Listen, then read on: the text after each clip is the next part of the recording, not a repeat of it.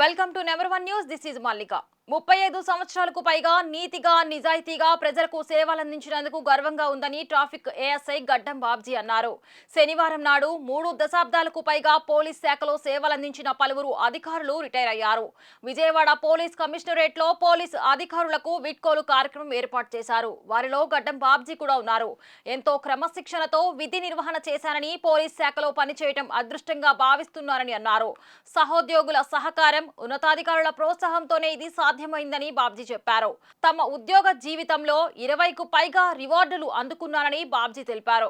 ఈరోజు రిటైర్మెంట్ సందర్భంగా 35 సంవత్సరాల నుంచి నేను పోలీసులో పనిచేస్తూ ప్రజలకు సేవ చేస్తూ మా పై అధికారులు ఉత్తర్వుల ప్రకారం నేను చాలా సిన్సియర్గా ఉద్యోగం చేస్తూ నా పిల్లలను కూడా క్రమశిక్షణగా పెంచుతూ ఇంటి వద్ద కూడా ఫెస్టివల్స్కి లేకుండా డ్యూటీలు చేసుకుంటూ నేను ఈ సమయపాలన పాటిస్తూ ఉద్యోగం చాలా పర్ఫెక్ట్గా చేశాను. పై అధికారులకి ధన్యవాదాలు తెలియపరుచుకుంటున్నాను. ముందుగా అందరికీ నమస్కారం. నా పేరు మణిలక్ష్మి. మా నాన్నగారు గడ్డం బాబ్జీ గారు.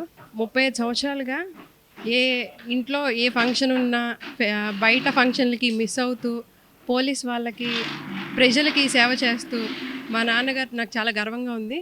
మేము 3 పిల్లలు, మా నాన్నకి 2 మగపిల్లలు, నేను. నన్ను మా అన్నయ్యని బాగా చదివించి నాకు పెళ్లి చేసి మా అన్నయ్యని ఉద్యోగంలో సెట్ చేసే వరకు మా నాన్న బాగా కష్టపడ్డారు. ఇవాళ రిటైర్మెంట్ రోజు సందర్భంగా మా నాన్నగారు రేపటి నుండి ఇంకా యూనిఫామ్ వేసుకోకుండా ఎలా ఉంటారో నాకు చాలా బాధగా ఉంది. యూనిఫామ్ని చాలా గౌరవిస్తారు. ఆయనకి ఉద్యోగం పట్ల మా పట్ల చాలా ప్రేమానురాగాలు ఉన్నాయి. ఒక చిన్న ఎగ్జాంపుల్ చెప్తాను. మా నాన్నకి యాక్సిడెంట్ అయ్యి యాంకిల్ ఫ్రాక్చర్ అయితే బ్లీడింగ్ అయిపోతుంది ఇటు వెళ్తే అటు హాస్పిటల్లో.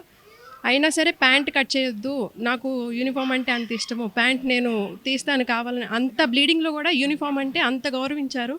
అలాంటి ఆయన ఇవాళ రిటైర్ అవుతూ రేపటి నుంచి ఆ యూనిఫామ్ వేసుకోను అన్న ఇదిలో ఉన్నారు. హ్యాపీ రిటైర్మెంట్ డే నాన్న. మరిన్ని లేటెస్ట్ అప్డేట్స్ కోసం చూస్తూనే ఉండండి నెంబర్ 1 న్యూస్. సామాన్యుడి చేతిలో సామాజిక అస్త్రం.